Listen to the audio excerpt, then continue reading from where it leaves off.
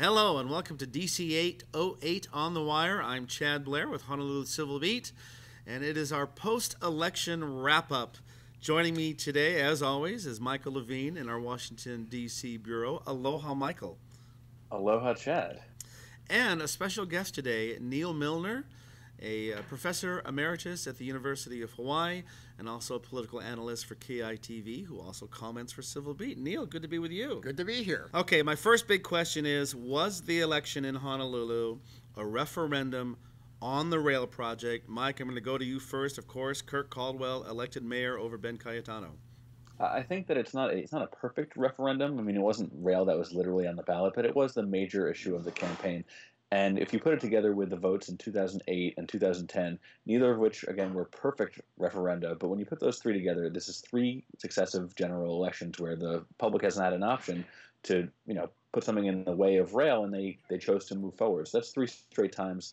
I think at this point it's hard to argue that the public is not behind the project. Okay, Neal, your thoughts on rail? Well, I think in this campaign, initially it was much more a referendum on rail than it became at the end. In fact, at the end, I don't think rail was all that important to either candidates in terms of how they campaigned. Initially, it was the driver to get Ben Cayetano in there. If Ben Cayetano hadn't have gotten interested in running on the basis of an enormously enthusiastic group of people who were anti-rail, the issue of rail never would have been seriously considered. There was no other candidate who could bring that forward. I think what happened over time is that, of course, rail stayed important, but a lot of the strategies of the pro-rail people were essentially to broaden the issues in other ways. One is to attack Cayetano's character and his competence, and the other, by the end, was to understand on the basis of your polls and some others that there was a group of people who were still not all that decided, and they were less interested in rail as the most important issue. And I think at the end, a lot of the campaign was about bringing those people on board. That was the changing nature of the electorate. So by the end, it wasn't rail. Whether people approve of it or not right now, you're still in about the same position. It's going to go forward because the political process makes it go forward unless you get unless they lose the big amount of money. How the public really feels about rail just as an abstract issue, I don't know, and frankly, it's not that important anymore. Okay, we have a pro-rail mayor coming in, a pro-rail Honolulu City Council. We have lawsuits hanging in the equation, but tell me now from the federal level, Mike, what's likely to happen there? I believe the decision was supposed to be made this November following the election about the FTA funding for the Honolulu Rail project. That's true. So at some point in the next 3 weeks or so, the FTA, Department of Transportation, President's Office of Management and Budget, but essentially the executive branch needs to send notice to Congress that they're going to fund the rail project. If they don't do it before the end of November, the 30-day window for Congress to review that warning essentially wouldn't get done before the end of the year. And if it doesn't get done before the end of the year, then Honolulu loses eligibility for some money in a short-term sense. So the clock is ticking. The FTA has been really, really quiet up until now because they didn't want to get involved in local politics. They made that super clear to me on the record, off the record. They would not touch this one. Now that the election is behind us, I think we're going to see at some point before the end of the month, we're going to see an announcement from Dan Inouye, if I were guessing, that's going to say, great news, Congress got notice today that the FTA intends to fund the rail project. I think that they were waiting for this election to end, and now it has. Okay. And speaking of Dan Inouye, Senator Inouye will now have new colleagues in the Congress. He will be the only male in a four-member delegation. He will be joined by Tulsi Gabbard, just elected to the Congress, Colleen Hanabusa, re-elected to the Congress, and Mazie Hirono, moving from the House to the Senate. All three of them made comment last night at Democratic campaign headquarters about how Dan will be surrounded by women, and if you add Irene Inouye, that's Dan Inouye's wife, that maybe the women are going to have their say. I'll turn to Mike first, and then Neal for comment on that. It's not that long ago that Hawaii's delegation was all men, I don't think. I mean, we had Akaka for many years now. Before that, we had Neil Abercrombie for 20 years. Ed Case was there briefly, and before that. So it's a pretty, over a few cycles, we've had a pretty good turn. I think some of the talk on the mainland today has been that there's a lot of good news for women in the election last night.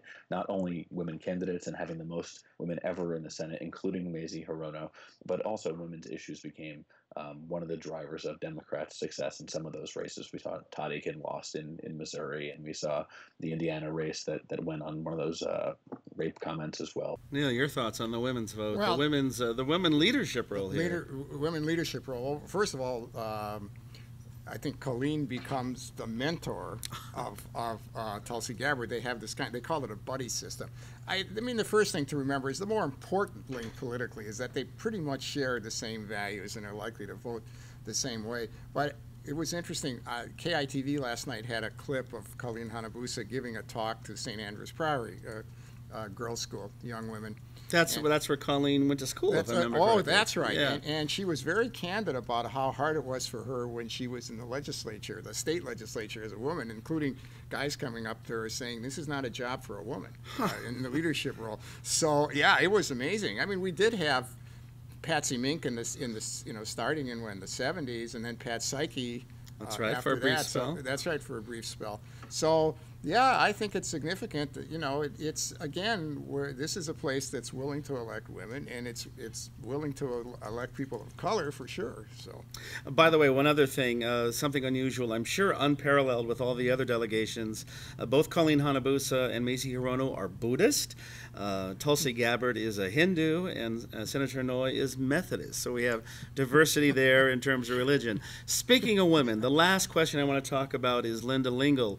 Had she won last night, she would have the honor of being Hawaii's first female senator, but that is not the case. I wondered just briefly if you would opine on the future of Linda Lingle. Does she, in fact, still have one? Neal can probably speak to this better than I can, so I'm actually looking forward to hearing what he has to say. Way to dodge, if you had said a couple of years ago, Linda Lingle's future was very bright. I mean, yes. She was two-term governor, looked very viable for federal office. I don't think that they may have known that this loss was coming with Obama at the top of the ticket, but I don't think that they could have possibly imagined that she would lose by 25 with all the money that she spent and the Chamber of Commerce spent on her behalf. She got blown out.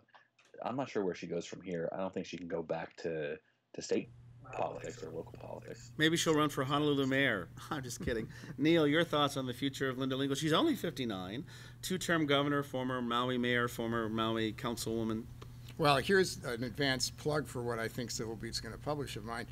I think the Republicans did so badly that it doesn't make any difference that they had really good candidates, and it isn't going to make any difference in the future. If things stay the same way for the Republicans in terms of basic party identification disparities, Linda Lingle doesn't have a future unless she wants to keep running for office and losing. And it's not because there's anything that she can do better as a candidate. She can't.